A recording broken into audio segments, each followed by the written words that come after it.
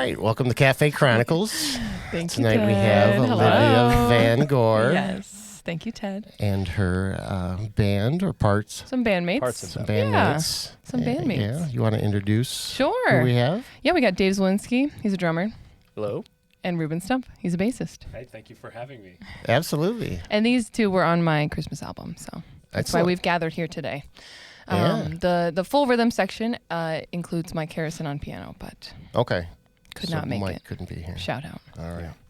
All right. And the name of the album? The album is called Waiting for Santa. I actually have it right here. Okay. May I? Sure. Let's get right to it. Dun, dun, dun, dun, dun, dun, dun, dun, dun, dun, dun, So, dun. Justin, This are we good with that? got the, oh, this one. that Okay, camera. perfect. Right there we go. Perfect. Waiting for right Santa. there. Perfect. Got it. Yes. Oh, man. So this is the vinyl, if you can't tell. And then I also have some It's a CDs. very big CD. Yes. Laserdisc. And the CD right here. It's called Waiting for Santa. It's a collection of covers and originals. Okay. And this is not out yet. Not out yet. This is well, it depends on when this comes out, but Right. as of right now, no. Okay. And it Do you have a release date? yes, it is released on November 1st. Okay. And right now I'm like doing pre-orders, which is fun. When, I'm producing everything myself, so I can just set the rules. It's not like a record company is like, wait or anything like that. So I've been selling them so far and giving, access. I know you were able to listen to it. Yes. I listened so to the there's whole thing The last secret's night. out. You like it? I loved it. Yeah. It was fantastic. Thank Awesome. Yeah. Yeah. It's definitely my best work so far. I feel really proud of it. And it's the longest album that I've done and the most originals that I've had. And it's not just me that wrote originals. Co-wrote with Reuben. And then Reuben and I wrote the one about being a musician. Holiday traditions. Yes. Oh, okay. Yeah, the woes and perils of being a musician on the holidays. And then Mike and I wrote Hermes Blues, which is the blues about the elf that wants to be a dentist from Rudolph. Remember that one? Yeah. And then I co-wrote another song with the singer Ellie Martin. Yep. And that's like a very it's like it definitely has like her written all over it because she's such a cool songwriter that's all flow. I mean, I'm moving like this because that's how she does it, And it's about winter personified as a woman, Mother Nature, and all those themes. So, and the textures are a little bit different than the rest of the album, but and then I wrote a couple, and then Mike wrote one and gave it to me as a Christmas gift. So. I think that's just fantastic that you can meld the originals and the covers together. And how long have you been working on this? We recorded in April. That sounds right. Mm-hmm. I think so. Or March. Yeah. March and April. So a couple months since recording. And then even then, it was Christmas of last year, making a decision of whether or not I was going to pursue another creative endeavor, originals or something of the sorts. And I had a lot of plans and then they kind of fell through and I just felt a little overwhelmed. And then I thought, you know what? Everyone always asks when is a Christmas album? Will you have a Christmas album? And so then I was like, you know what? Let's do that. And it took so much pressure off. Writing is so much scarier when I'm feeling like I have to create something brand new. Mm-hmm. But I know Christmas songs. And they're, in fact, very fun to write. So you decided to do a Christmas album and then wrote the songs? Yeah. Oh, okay. Mm-hmm. Yeah. Yeah, I think so. Yeah, I did. Because then I was like, okay. I started off with a list of 12 covers I could do. And then as I wrote one, then I would get rid of my least favorite cover of the list. And then it slowly replaced each one. Uh-huh. And then I was like, okay, this is a good amount. And then even the deadline, I mean, Reuben knows, Reuben released an album in February of this year. Yep. And when he was doing it, I warned him that everything takes a long time, and it does. And I was nervous. The vinyl came early October. Right. And so it was just, in the nick of time to be able to take pictures of it and start selling it and everything. And so, I think the next time I do it, I think I now have to try to do it within a year and a half or something like that because it's just too much. But now you've released a lot correct? Yes. You have many albums. I Yes. was very surprised when I was kind of doing a little research. Yeah. And Pleasantly surprised. yeah.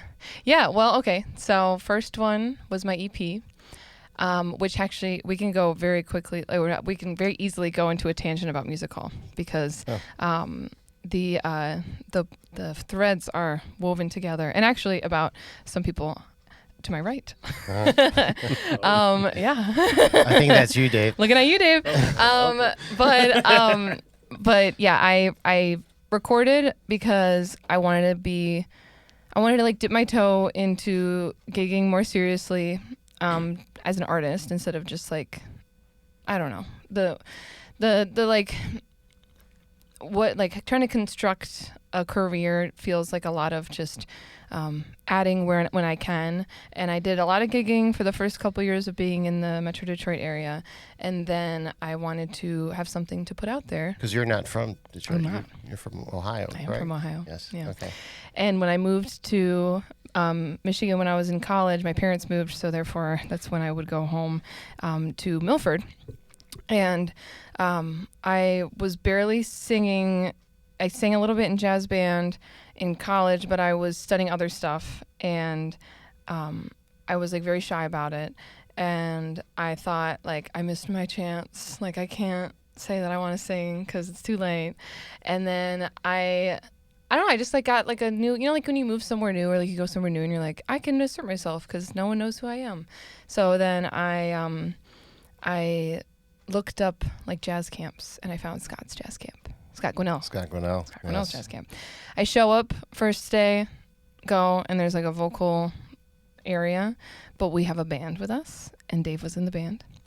I was very intimidated by everyone, but you were scary. I mean, I always try to be scary. It's like, He scared the hell out of me the first time I met him. It keeps me working all the time. I'm just like, you Yeah. hire me and I need to be scary and intimidating. Yeah. And that way you know. Well, okay, the scariest you've ever were was the first day. Then then I got to know you, and I'm like, you're not scary. But the camp, you like work on a song the whole week. The first song that I did for the camp was Willow Weep for Me, which then I recorded on the album. So it's an EP of 5 tunes. What year is this? 2021. Okay. Yeah. And then 2023, record again. Felt like I outgrew a lot of things. My voice definitely grew. And then that was like dipping my toe into some original writing. And then that was 2023. And then, yeah, so I guess it's like kind of every 2 years. And then I've like done like singles in between. That's great. Yeah. That's, I mean, to be consistent like that. I think that's key. And I was on Reuben's album. It's called Love's Call.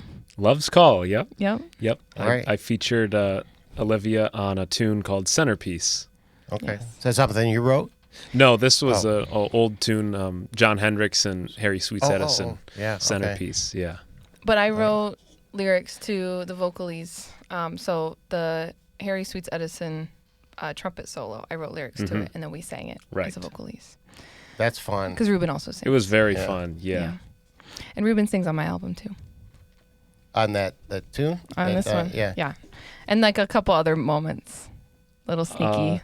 Silver Bells. Yep. I make a I know. I small remember that because I was appearance. like something. You're like, wow, Olivia sounds really different. I said that when I heard that. That was probably my favorite part of the session, was just being in the control room and just listening to you just do the takes. Yes. Yeah. Reuben did it after, right?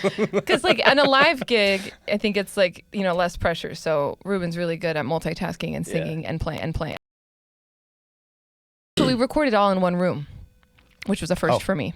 No booth, no isolation for anyone. Oh, wow. So what you heard is what you heard, minus the extra vocals from Reuben. That's my favorite way to do it. Oh my honestly. God, I'll never go back. It's Well, there's so energy there, right? Yeah, I mean, yeah. you have. It's just the kind of music that we're doing. It doesn't really make sense to do any other way. Yeah. I agree. So, yeah, Yeah. it was super fun. So how did you meet? Well, we met Did here, you- I believe. Did you I scare actually her? think we did. No, Yeah. no, Did I you don't. scare her? Sunday dance or something? Yeah, I think so. Yeah. I'm not as intimidating as No. Dave. No. Well, okay, so I was floating around a lot of like friend groups, because when I was here, I was still in college, but I didn't go to any of the colleges that already kind of had like the cliques of music students. And so you go to a jam and you could run into students from Oakland, you could run into students from Wayne, from U of M, from Michigan State. And so when I met you, you were going to U of M. I was at U of M at the time. For undergrad. Mm-hmm. And we're not too far apart with age. So I kind of went into friend groups of different people and just like floated around and try to make friends with everyone. It was fun. So we met at the Sunday Jam, which Dave here was probably, maybe you were there I was. when Reuben and I met. No, I was. Really? Yeah. You remember? I don't know. Oh, okay. I mean, we've been doing the jam now for, I think it's going to be 10 years in February. Wow. Yeah, something like 10? that. That's impressive. Yeah. It makes me feel old. And it's Not slowing down. not at all. I was just going to say, It's growing. it's growing. Yeah, it's gotten to the point where, like, when we make that list, we routinely have to use the front and back. Yeah. And, like, oh, man, like 12 vocalists just showed up. Now And we you have to like, use the time, go, right? go. Yeah. Yeah. And then a birthday party comes in. Oh, Yeah. yeah. or the people looking to go up on the roof that are confused. And Yeah. You're like, come on in. And they're like, okay. Right. we had a great one. What was it? Either last week or 2 weeks ago. The Gem was doing something across the street that people had paid money to go see, and people were wandering into the jazz cafe thinking that they were at Where's the the event jazz? that they paid wow. for. You know. You're like, well, Yeah. come And after. I don't know how many of them figured it out or not, but I love the idea that there's someone that might have paid like $60-$70 for a seat, and then they came in and they sat in at a jam session. And they're like watching middle school kids, and we're like, this doesn't seem right. yeah. Honey, look at the ticket. I hope they figured it out. Yeah, right? I'm sure they Okay. did. But maybe they didn't. That's hilarious. It's great. So, are you guys going to, over the holiday season, play this out? Play Yes. these tunes? In different ways. So I kind of had to finagle around gigs that I already was going to have, or themes, or, there's different rooms, different things to do in different rooms. And so I would say the main ones where we're going to play like the entirety of the album would be Cliff Bells on December 18th. And then little pockets here and there. We're going to play a couple songs from it on December 7th at, I think I'm getting that right, Sunday, December 7th at Carytown Concert House in Ann Arbor. But that show is also an Ella Fitzgerald show where I'm going to be doing a lot of her songs. And so I just kind of finagled around. I've said finagled like 10 times today. The word of the day. That's my job. But the one gig that is going to kind of be the culmination of everything is that Cliff Bells date, especially for the Metro Detroit area. Okay. And then the guys are also going to be with me for a show that I'm producing with the Henry Ford Big Band in Farmington on December 14th. But that's also like a little bit different, where we're going to play a little bit of combo stuff. I'm going to sing with the band. Actually have an arrangement of one of my originals. I was just going to ask, do you have arrangements for Yep. big band for some of these? Yep, I got just one. Oh. So one of the songs that I did, Shiny Stockings, but I made it Shiny Christmas Stockings, that's a big band tune, and I just wrote different lyrics to it. I wrote Christmas lyrics to it. Okay. So then, I can throw that in there as well. We'll mix it up where the guys will sit in with the band and kind of mix and match. And so, like a couple of different shows that have different forms. Did you know that you're going to Yeah. sit in? Okay. we do now. I know that you know that you're going to be there, Yeah. but I'm still working it out. I mean, I'm co-producing that show with them. Actually just met with the manager today, and it's fun because it's always evolving, and we can kind of make it whatever we want. But it's important to me to do a variation of shows, because if I try to book a whole winter season of shows around here, then it gets really spread thin. And Yeah. I like to have a little bit of variation. Family friendly event in the afternoon, themed event in this location, club, nighttime, evening kind of thing this day, all that. Right. So you give a chance for different groups of Demographics, people. You're right. yes, Yeah. totally. So the plan. That's fantastic. Yeah. And then I'm actually going to a couple other places, but I can't. I'm not at a level yet where I can bring a band with me. So I'm hiring the way I usually do it when I go to different cities. Out of state. So yeah. So in November I'll be in Columbus and Pittsburgh at those clubs, and I just hire them because I know a couple musicians from doing each this city. album. Yeah. So the cool thing is that once it's out, I can just send it and be like, here, listen to it. Yeah. But someday maybe I'll be able to bring people. Yeah. It's a lot. Yeah. So. Can we get a little background on you? Oh, sure. Yeah. Background check. Yeah. Okay. Don't you guys do that before you have a son? Yeah. This guy's dangerous. Yeah, right. He's scary. Yeah. So just, what's how did you? What's my deal? Yeah, what's your deal, man? What's your deal? I don't know. Yeah, you don't know? Well, okay. You How want did the you long or the discover- short story? How did you discover you wanted to be a vocalist? Ooh, that's a good question. Okay. I grew up playing piano. I loved music. I was a little shy about it. I liked piano because I could just go home, get in the zone, play. I know I started to sing along with playing, and then I also joined choir in middle school with a friend. But, it wasn't that I was shy where I would feel, anxious about it. I would just be like, oh, so we have, the, serious music kids, and, I'm not like them. I'm, just doing this for fun. It's whatever. And that was my attitude. And I don't know why. I just felt like I couldn't say, I'm a musician. Because, I would see these other kids who were, in lessons since childhood and, especially the musical theater crowd. I don't know. It was very intimidating. So I did not really assert myself, even though I like to sing. I do remember in middle school, they would give us the big stack of music to have in our binders. And it would have the choir parts, and then it would also have what I could recognize, which is a piano staff of the accompaniment. Mm. And then the choir teacher, now looking back, she's just fumbling through it, and then we're all singing, and that was the whole format of the class. And then you would put the binders away, and I would always keep mine, take it home, and try to learn the accompaniment because I liked it, because that would be fun to be able to sing and play. So I think unknowingly got comfortable with the music part of singing, and then it was a lot of exposing myself to performing, and I was pressured to try out for a musical when I was in high school. My close friend was a actress, and she was in the music, or she was in the theater department, but she wasn't a singer. I knew music theory, so I could help plunk out stuff on the piano, and she asked me to help her get pitches right to get at least a basic part, and then she would help me learn how to read a script. So that was junior year of high school, and then I ended up getting cast in a big singing part in the musical. And actually the part was the part of a jazz singer lady. What was the musical? Thoroughly Modern Millie. Do you know it? I don't. Yeah. Do you know it? Mm-hmm. Mm-hmm. Yeah.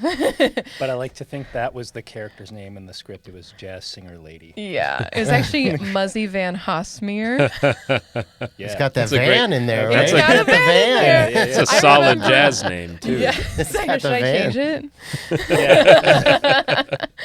Yeah. And it just changed everything. I mean, people were like, "Oh my God, your voice is so jazzy," and so then they were like, try out for the jazz band, and I was so scared, but I was actually my high school boyfriend was a drummer, so I was a little bit okay, he can help me because he was in the jazz band. He could help me know what to do, and I wouldn't be still asserting myself. I'm still just I belong and this and that, and so I still remember going with him to the intro day and just being so nervous, embarrassed. I don't know, all the feelings.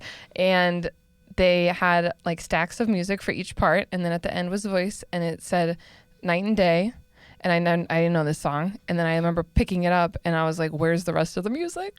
I'm used to 10 pages of something with piano and everything. And it was a lead sheet. And of course, now looking back, I'm sure it wasn't in a female vocal friendly key. And I remember looking up versions, and I was like playing it on the piano. I'm like, I think something's wrong with my ear because this is not the same key at all. So then I like learned it as written, and I really, really, really, really, really wanted to do it because I thought this is my chance. Like I can do something fun with singing and it makes sense and people are telling me to do it and try. And so I remember practicing like all night, and I even like was trying to get over my nerves. And so I like lived in like an area near all the schools near the downtown area of the town I grew up in. And I texted all my friends that night and was like, can I come over to your house? And then I remember hopping in my car and like zooming over to each house and being like, I just need to like sing this in front of you. And I don't know where that idea came from, but it really helped. And I just still remember like showing up at my friend's house and like their parents are like watching TV, like what is going on? And I'm like, I just need to sing this for I need So eyes. you just go from house to house. Yes, It's and like it you're got all caroling. of my nerves. It got all of my nerves away. It was like exposure therapy. And then voila, by the time I got home, I'm like, okay, I can do it. And then I walked in the audition and I did it and I got it. And I sang with the jazz That's band. a great story. Yeah. And then I liked it, but then I was like, well, but I'm still going to go to college for regular stuff. And then in college, they were like, you can sing with the jazz band. And I was like, okay.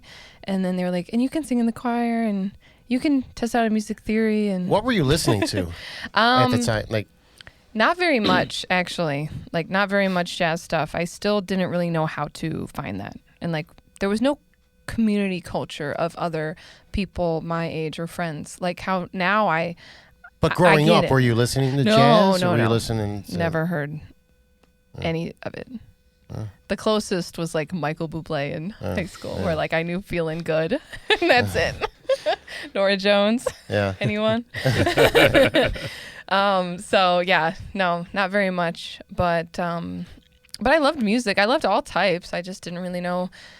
I didn't know how to put a name to it, and I didn't know the culture of checking out music like it is, like I know it now. I know I was doing that, but I didn't really. It was all in like a very specific bubble that I didn't see like the rest of, you know. But I liked it. I like it this way because I think it was very exciting to discover it all when I did, because then I don't feel burnt out. I don't know. That's You know great. what I mean? Well, Yeah. Yeah. I'm glad you did. Yeah, right. Yeah. So, yeah, I forget what the question was. I was just asking, I was just asking you what your what's deal my was. deal? Yeah, that's right. Well, that's my deal. And then I just keep one step at a time, one thing. Yeah. Leads to another, which, you know, the whole thing, even when I started gigging, I was playing guitar and singing like pop songs. And I was like doing that at like farmers markets and stuff here in the Metro Detroit area. Actually, in Milford, there was like a lot of open mic nights and stuff. So I was doing all those and then coming here for the jam sessions, and then not doing jazz gigs because I wasn't getting any. But then as I was getting those, I was like, oh no, I want to do this more. So it was all just one thing, finding like a place that I thought I could grow in. And then once the door opened up, then like, okay, next thing. And then keep going. That's great. So you stay busy. Yeah. I have a question for you. Yes. When you first started diving deep into the music, was there a singer or two that you first found and like really attached yourself to, that you fell in love with? At different parts, yes. Who was like the first one or two? Yeah, well, okay, so I want to say Ella because the first recording was Moonlight Serenade. Ella Fitzgerald, Moonlight Serenade. That like I still remember I was visiting my friend actually at Michigan State because she was doing a camp, and you know what it was? It was that I was given CDs from my high school big band when I graduated from the big band director, and it was the whole Ella Fitzgerald compilation. And I put those all on my iPod, and I was shuffling through my iPod, and that came on, and I just really loved singing along to it, and it just like was on a loop, like just the feeling of matching her timbre. And I think it took a while for my voice to even like mature enough so I could like reach for those sounds.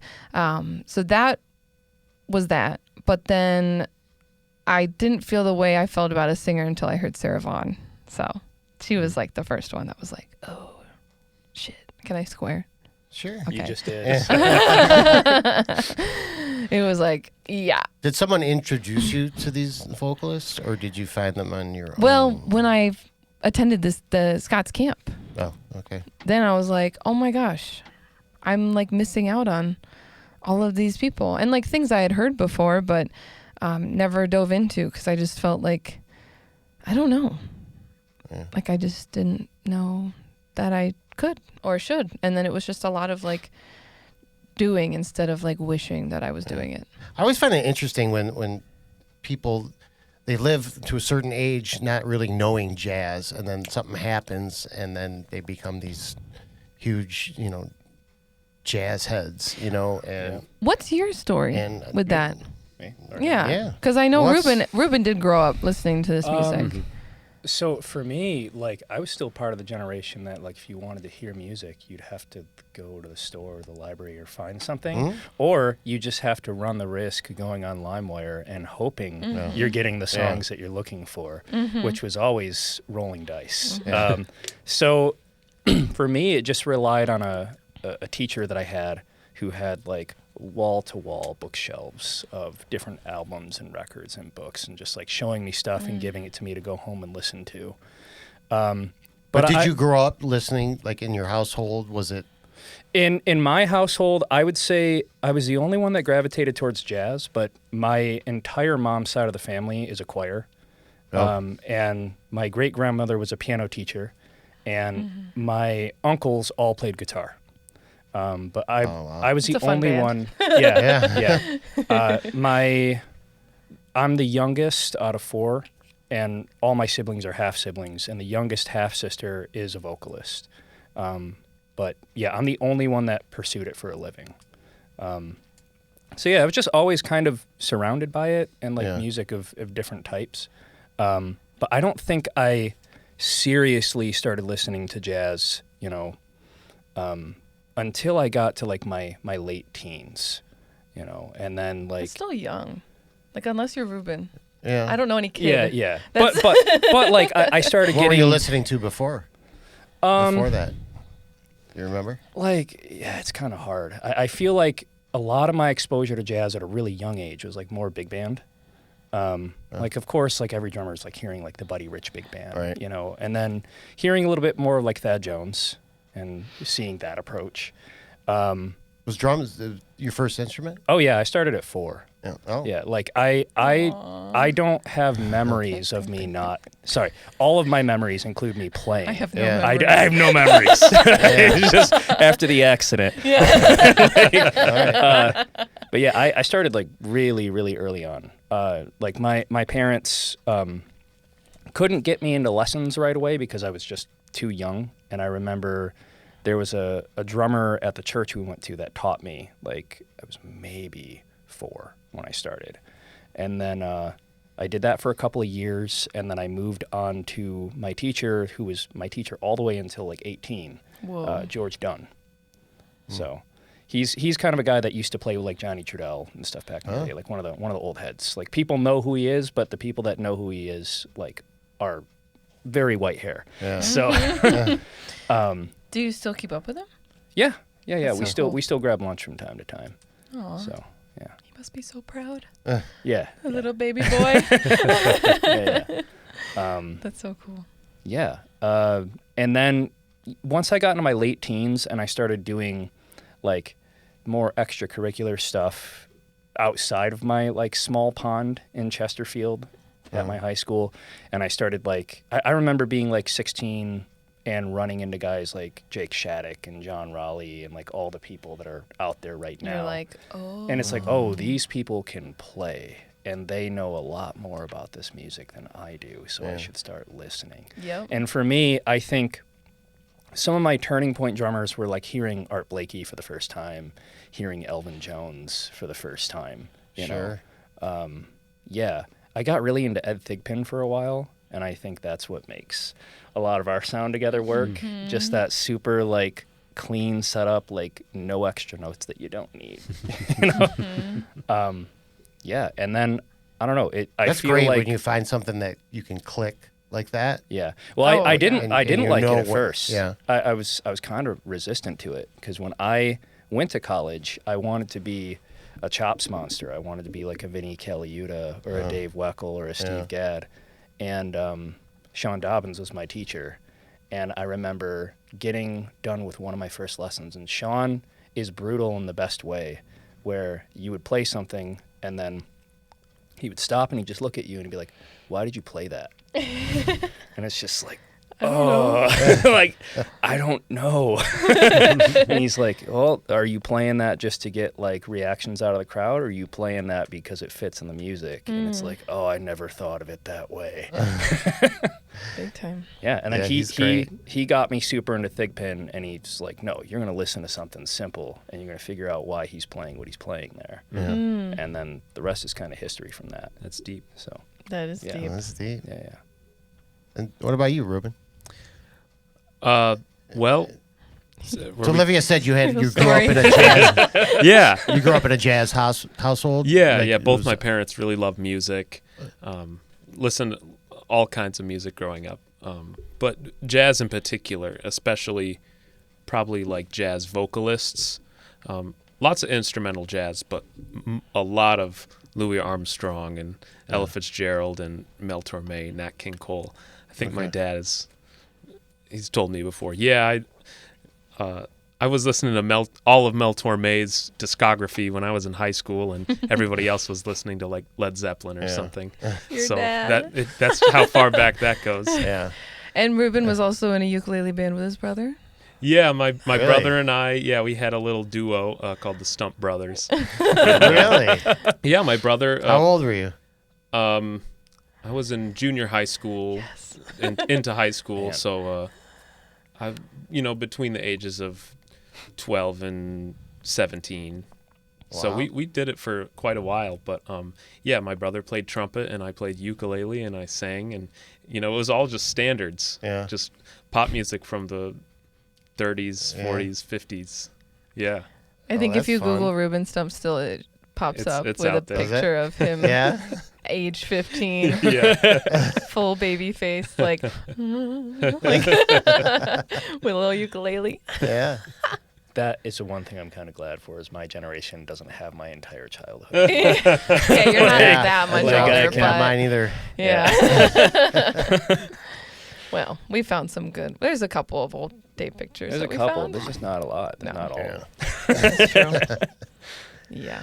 All right. So, Cafe Chronicles. Mm-hmm. So, we ask our guests to chronicle a moment in the cafe that kind of pops in your head. Yeah. Something that's happened. There's so many. Being here, this was the first jam session that I attended. I don't, all the moments, like, especially that first year of coming, the first summer in 2018 and then subsequently in 2019 after I graduated, is like a little bit of a blur of, because I was coming out like probably every week, just practicing and arriving and seeing the same peeps and like the whole community and whatnot. But yeah, I think just one moment. I don't know. Something that pops in your head. Yeah. Okay. I would say so for a while, I remember I was working hard to learn songs, and I would come up and, Scout is whoever's hosting is kind of asking different people to come up, and it's kind of a process, but at the same time, you might be asking certain people to come up because of whatever reason. And when the first year or so of doing it, I was definitely like learning a lot, and I was very green to everything.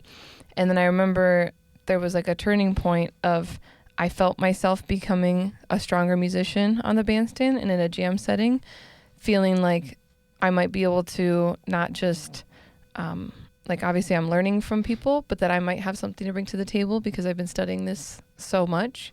And then I remember the first time that Scott was like, how about you sit in with us when we come back for like the first song after the break? And it was like with the house band.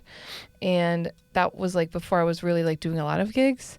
but I just remember it felt so good to do that. And I don't know if that was, maybe he was just like, maybe he didn't know what that meant to me. To, you know, I hadn't ever done a gig with like a working professional other than like my fellow collegiate colleagues.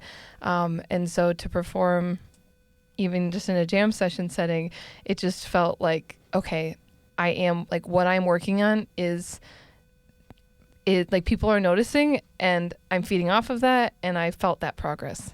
That's great. So, yeah. That's a great. I don't remember what song it was though. So. Well, now you ruined it. Yeah. I mean, it was night and day. Yeah. Yeah. So, yeah. But there's many memories here. Sure. What about you, Dave? Man, that is dipping in a well. Because after 10 years, some of them blur together a little bit. I mean, it's hard to pick whether or not, you know, a serious feel-good moment or like what I would call the character moments. Because sometimes you get some people some of the character moments are great. They wander into the session and they leave a lasting imprint that like you can Let's never get one forget. of those. Okay, Yes, okay. sure. So the one that will always stay with me, and I have an audio recording of it somewhere, but I remember one night, this woman, obviously very drunk, walks in. She's wearing a Lions jersey, and she wants to sing "God Bless the Child." And so she gets on stage with the band, and not only are the lyrics kind of in the wrong place, but she's like drunk yelling it as loud as humanly She's possible. yelling it? Oh, yeah. Like, That's God. money! Money! That's a money! Just like, Wait, I know this story. yes. And Scott, the thing I love about Scott is he's so nice I can see and straight Scott. face Yeah. that he will never let anybody know that something is going on, but he is trying hard not to break. And I'm watching him from the audience, and I can see his shoulders shaking, and he's not looking out towards a crowd of the people. And she goes through this whole spiel, just like yelling the lyrics, and then like kind of like leans into the piano and goes, "All right, now take it away, baby." Did he though? He did, but he almost lost it. He almost lost it. And then she did that and disappeared and never came back. I never learned her name, who she was, I love where her. she went And to. you have a recording of this? Somewhere, yeah. I've got a recording. Wow. So Just audio, though. just audio. Yeah. I don't know at the time why I didn't do video, but like Protect her there's identity. a couple there's a couple of moments like that where like maybe I shouldn't reveal that, but if like something really, really kind of funny happens, like I'm like, oh, hold on a second. Yeah. Okay, it's public. Right. People are Well, taking you got videos the all the view. time. So I do. You got the view back there. You I know, do. From the drum I do. kit. Yeah. Yeah. I don't like share stuff anywhere just out of Yeah. privacy, but it's like my little like, okay, I got to remember that this happened. oh yeah. Because sometimes like you're sitting there for 3 hours and there's a lot of good tunes and a lot of good music, and then something happens and you're just like, wait, what? And then you're sitting there and you're like, I cannot be the only person in this room realizing what's going on right now. I love that. Yeah. That's great. You got one, Reuben? Oh yeah, well I've got a lot of great memories coming here because when I was studying in my undergrad degree at U of M, I would come out here to jam along with the other sessions around town, and to be able to play with great musicians in the community was really formative for me in my musical development. Playing in Scott's big band. That's great. but- In the cafe. One of the coolest moments probably was for the jam session. Legendary drummer George Davidson walked in and he played a couple tunes, so I got to play a couple tunes with him. And that George is great. Yeah, that was really special. Yeah, George gave me actually, I think it's in here. Yeah. See this picture right here Oh. Yeah. of Aretha? George gave me that. Wow. He's on drums right there. Oh my god. Yeah. That's nuts. Yeah. Is that That's crazy. like is that? No, I don't know where No, that is. no, I don't know where no. it was, but You can't see from the glare. yeah. That's sick. That's crazy, Brady's name. Yeah. I didn't really know who he was at the time exactly, but somebody explained to me. Oh, yeah, It's like, yeah. oh yeah, that's George. You know, George he's is great. he's played with all Yeah. these people. Maybe show the camera. Yeah. Yeah. Can we see that, Justin? Yeah, you can see it. Yeah. Yeah. So that was really cool. I got Yeah. to play with George Davidson. I can say that. Yeah, that's him with Aretha. Yeah. All right. Yeah. So this is fun. so Yeah. fun. Yeah. So Did you- again, Yeah. the record. yes. Let's show the record. All right, showing the record, Waiting for Waiting Santa. for Santa. Out Showing the November CD. 1st. But you also have other nice. I do. I have things. some other Yeah? goodies. So I went to school I ended up doing a music degree because I was able to test out of a lot of stuff and do a double major. But then I was also an econ major. And I thought I was going to go into some sort of business thing or something. And this is when I really get to flex this. So All right. I have to do merch because it's Christmas. And this, you don't want to know how much that was. So to do all Right. the vinyl and everything. So I have cards, and I'll take this off so I can show.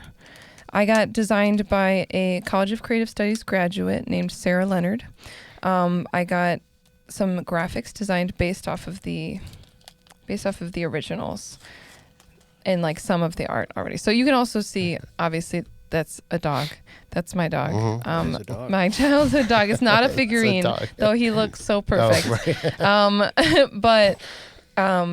So these cards, an assortment of 5 cards. It comes in like a little pack. I have Murphy with presents. I have the tree topper that my parents got when they got married. That is like our family tradition, tree topper, which I wrote about in the album. And me, like, kind of in a similar dress by a window. This is my favorite one. Super cute little instruments with faces on them. Looks just like Look, you. yeah, it does look like you. Yeah. And you, kind of. And then Mike's song is Mrs. Mistletoe. And so this is Mrs. Mistletoe wishes you a very Merry Christmas with Mrs. Mistletoe Oh. on it. That's And then the great. same designs turned into gift tags where you use the sticker to write to and from Yeah. for your own gifts. So that's kind of the supplemental way. They're collectibles and a way for me to make sense of funding the album. 'Cause I did Alright. not crowdfund. I took out of my savings. All right. So, So, if someone were, They were someone wanted interested in to, buying one? yeah, where do they go? So I have everything on Bandcamp. I find that to be the most artist-friendly site to list things on. But I will have everything at my shows. I also, the coolest thing, which I don't have with me, that I have now is I bought a card reader. So now I can sell things with credit cards, which Yeah. is so exciting. I know. I'm like legit.